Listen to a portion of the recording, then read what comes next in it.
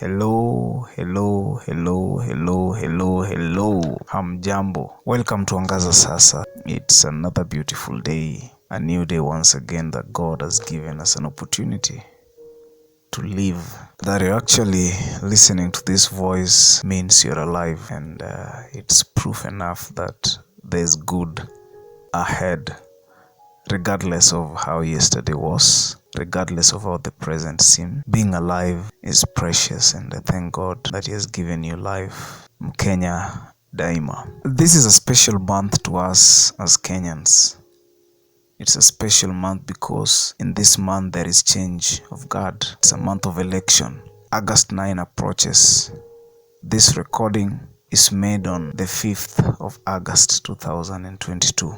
The election is going to be held on Tuesday, 9th of August, and it's a time to put in place a government. Election is a time that as a people we get to choose representatives we believe have the capacity to represent us in different roles. Some of these representatives shall make laws, some will engage in oversight and so forth. And also in this coming election we shall have an opportunity to put in place a new commander-in-chief. So this is an office that serves as a symbol of national unity, peace, cohesion, and love. I want to congratulate you because you're an eligible voter, and that on 9th of August you're going to make that bold decision to vote. That's honorable of you. And all this shall take place because we entrusted persons by choice. It is why on August 9, we shall give them mandates by making individual choices. I am certain this is a day we are all looking forward to as Kenyans. It is a special day considering that it's an exercise that brings us together as a people of the same mother, Kenya. Men and women from different communities and caste shall assemble together in different polling centers or stations to choose representatives to serve them for the next 5 years. This is one of the only days people have no problem with long queues. Even after one is done with voting, you still want to catch up, you still want to stick around, do some catch up as you dissect current and past matters in regard to leadership, of course. This happens before anxiety starts hitting in the evening hours. During the day we are okay, people are loving one another, but as the evening settles, people start converging into camps, being that the main contenders in this election come from two different camps, Kenya Kwanza and Azimio. Now, elections give people hope of a brighter future, and this is why campaigns, as we've seen, are run on promises of better days to come, even those who never delivered on their previous roles as representatives. If you listen to them, they at least have a sense of hope in their pickup lines. This they do to empathy among the voters. Therefore, it is this kind of hope that we must keep alive. A hope of a united front as Kenya. Hope that we can vote without polarizing the nation, without hating on one another, without enmity, Election day events shifts us to the expected future with little nostalgia. In most cases, the nostalgia comes when we try to relate history and presence until one would fail to notice, unless you look closely, how beaten people are, how devastated masses are, how depressed we are as a nation, as a people, how bitter, angry we are, how disappointed people are. On 9th of August 2022, you won't notice someone coming to vote while crying. No. Actually, everyone you see will be heading to the ballot knowing that after the vote is cast, then a cavalry they have never seen is coming. You too. I also believe the same. I believe my vote is going to make a difference. Even though the talks in the polling stations as people queue may be filled with mixed reactions of uncertainties around service delivery to the people, how the leaders have been handling pertinent issues in the past regimes, still we will vote. Wazalendo wenzangu, let's have this in mind. People are hurting out here.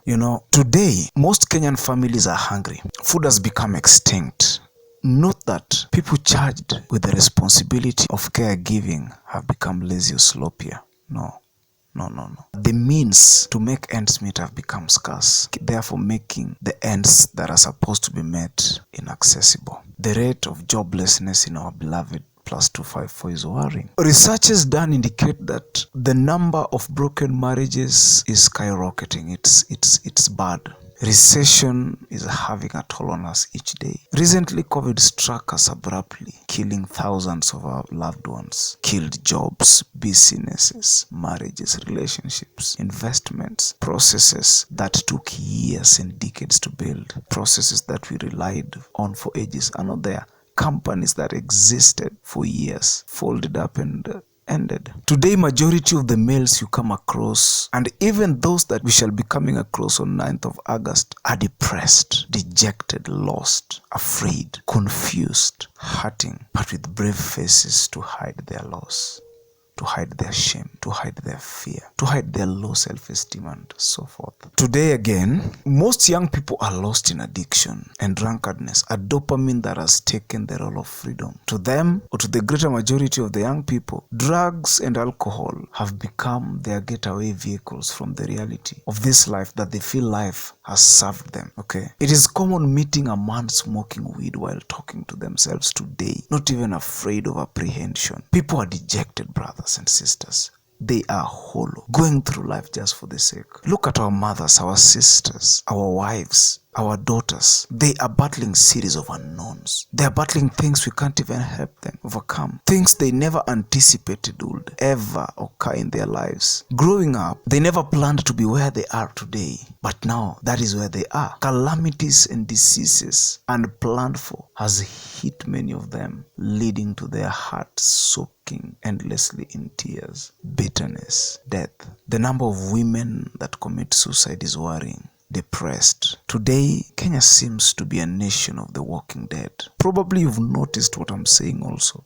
Probably I'm talking about you. And by the way, have you looked at school-going children lately? The joy of learning or education is not there anymore. Looking back, there was some sense of joy in education. Not anymore. It means the same scourge eating the society out here is also eating kids in school. Children are developing ulcers due to pressure, due to stress. The problem is adults don't think that children can have stress. Children are stressed also. When you watch children coming from school, you wonder what is really happening to our children. What is happening to the school-going populace? Then before even getting an answer from your introspection, you remember the series of deadlines and responsibilities you have. Then off you will let go of the redeemable thoughts that were in your mind. And this is even why role modeling is dying in our nation. Intolerance levels have dangerously skyrocketed. And from the look of things, we ain't seen nothing yet. These are the people we shall be queuing with on 9th of August, 2022. As if that is not enough, suicide is becoming common even among children. A little misunderstanding leads to murder, suicide, injury.